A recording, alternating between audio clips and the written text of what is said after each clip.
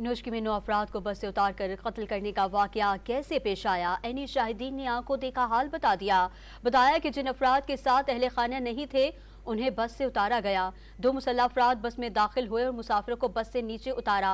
मुसाफिरों को शनाख्त करके मारा गया। आपको किस तरीके से आप बच गए इसमें? ये अल्लाह पाक बचाने वाला है। वो चाहे तो यही जान ले सकता है। क्या ख्याल?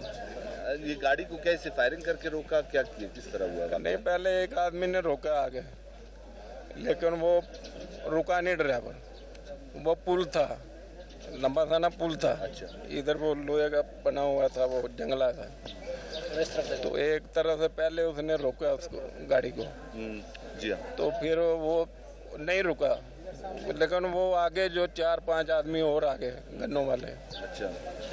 लेकिन उसको फिर मजबूरी बन गई। आप भी उसमें मौजूद थे बस में? हाँ जी। तो आप लोगों को क्यों नहीं उतारा गया? हमारे आगे फैमिली बैठी हुई थी। अच्छा, जिनके साथ फैमिली थी उन्हें नहीं उतारा गया? जिनके साथ उनको नहीं उतारा गया, वो भी पंजाबी थे। 19 आदमी थे। टोटल बस में कितने लोग सवार थे? सब वहीं के पंजाब की थी?